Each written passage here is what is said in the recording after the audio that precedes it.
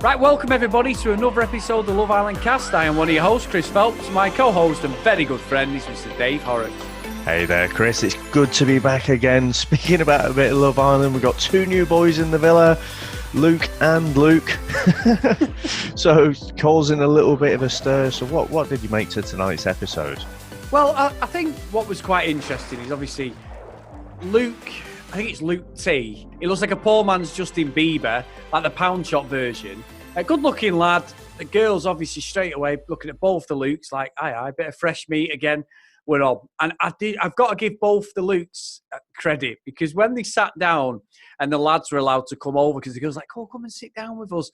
And they're all sat there and fucking, they just went in on him, didn't they? They were like, so to that Rebecca, so what about you? And I mean, she's playing a game now because I was like, oh, she's all right. Because straight away she went, well, yeah, I'm getting close to Connor, but I'm not. You know what, Chris? Let me dive in there because I can't remember if I discussed it with you or it might have been on when I was doing the coaching podcast, and I think I remember saying to Ben, describing a butt sandwich. So everything you say, if someone asks you a question and then you give an answer, but then you say but. And then say something else. Everything that came before that but no one hears it, and it doesn't really matter. Everyone only hears what came after, So Rebecca was very much, starting things off with Connor G, but she didn't even say like, well, it's only been a couple of days.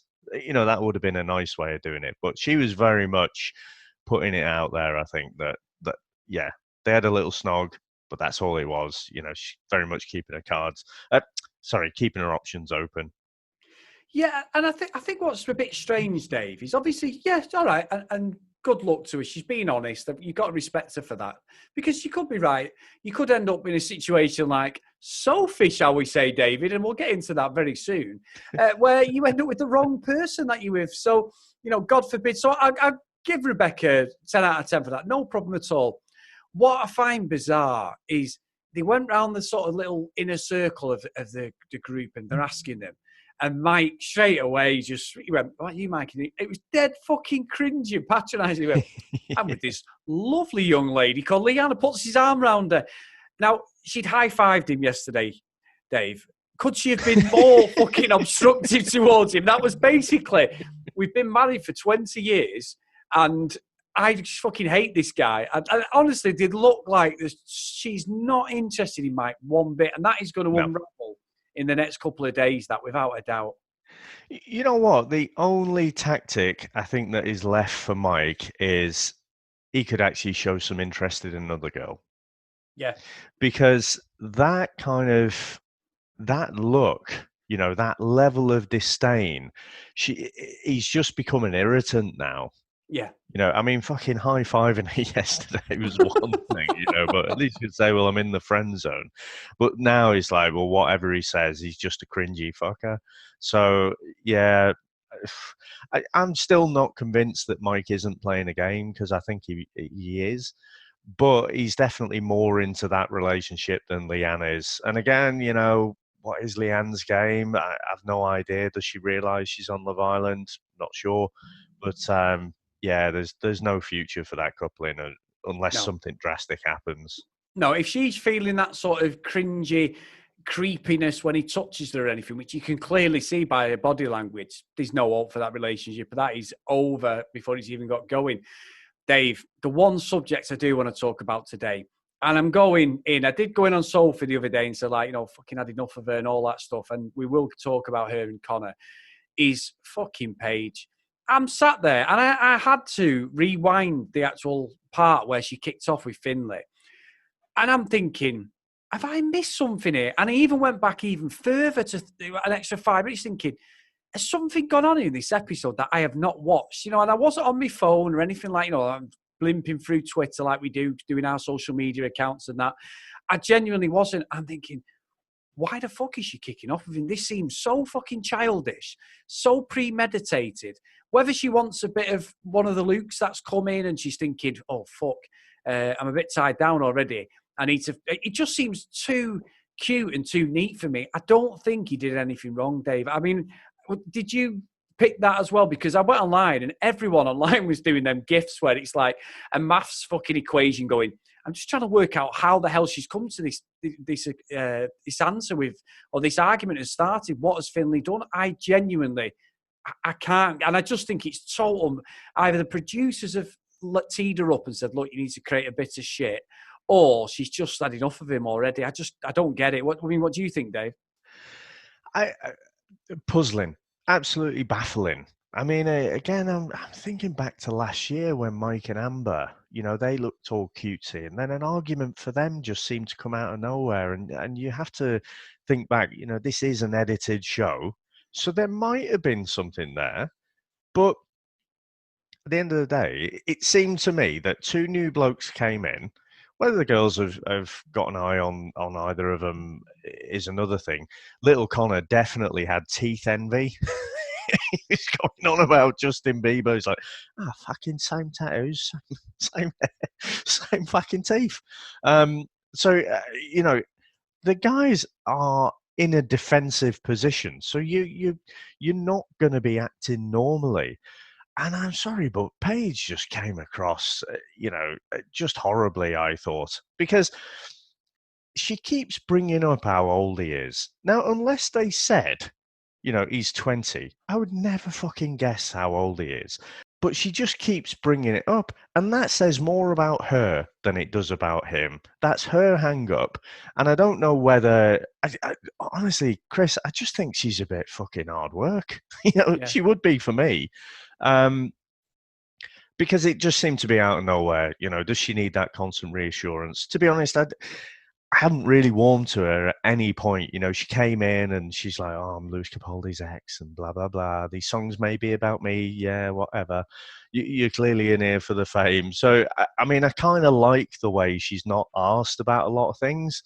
But now I think tonight she just came off horribly, and I've just got no time for her. And Finn, if you know what's good for you, I'd be fucking shopping around, to be honest.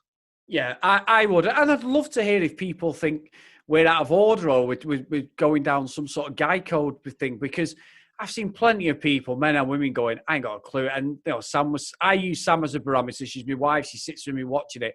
And she was like, where the hell has that just come from? And I went, unless something's happened that has not been edited into the show and we have missed something, I don't get it. Other than the fact he didn't sit with her, which is pathetic anyway, Dave. And then when that guy said to her, one of the Luke said to her, how's your relationship going with Paige? And he went, yeah, all right, yeah, good. And because she didn't answer with, it's the best fucking relationship I've ever had in my fucking life, she saw her ass, and I'm thinking, you see your fucking face off. on her. I know, it's pathetic. I'm sorry. I call bad behaviour, man or woman, and that was just fucking pathetic. So I don't get it. Now, moving on, Dave, to bad behaviour, with the two new guys coming in.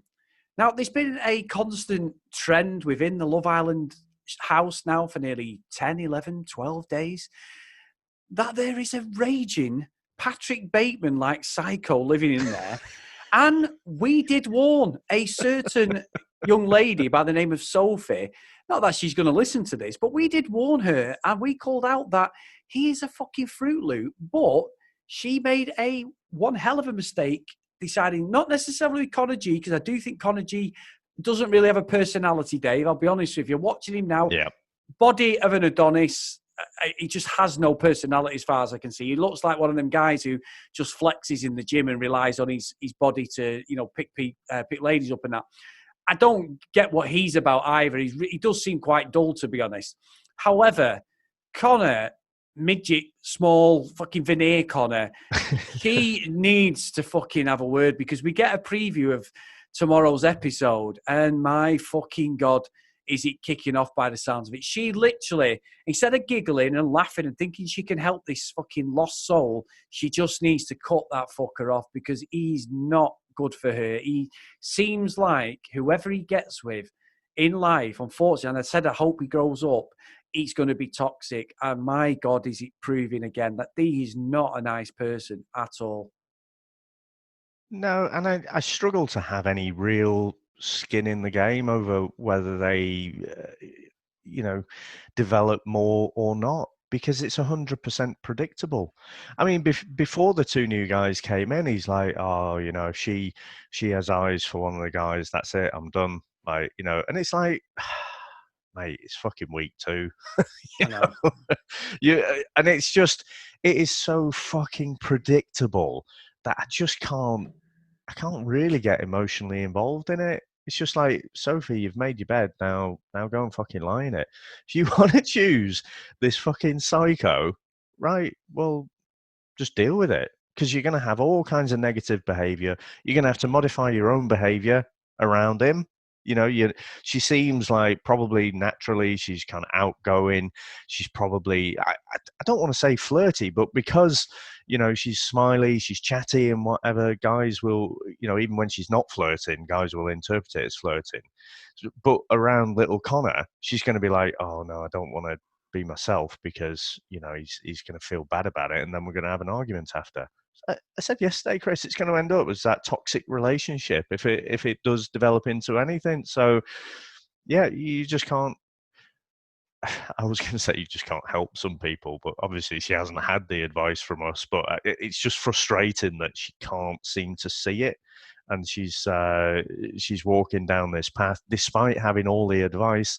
Like I said yesterday, sometimes you have to make your own mistakes and learn from them. So I'm sure wherever this goes, she'll reflect on it and say, yeah, he was a muppet, and all the signs were there. I just ignored them all.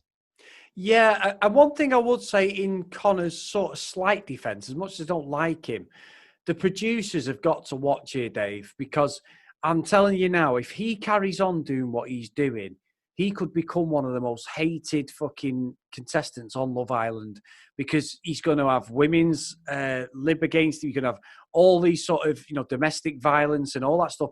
You're going to have all these sort of groups vouching and vying for him because of the way he's acting already. And if we get 3 or 4 weeks in, I fucking dread to think she's going to have to walk around with her eyes fucking looking at the floor. He's going to be like, you just looked at that guy over there.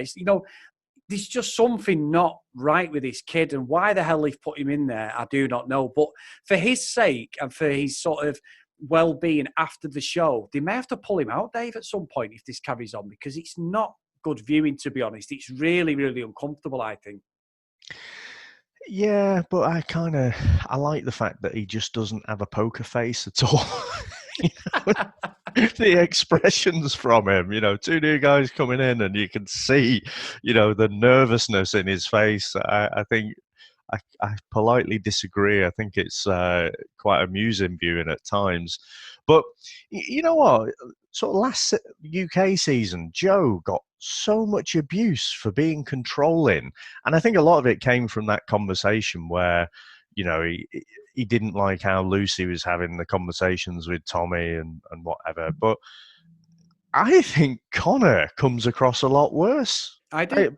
I don't know if I'm just not in tune with it. I just haven't seen the tweets, but I do think Connor's worse, and I'm surprised that when I think back to how much Joe got it in the neck, I think I'm surprised Connor isn't getting it more.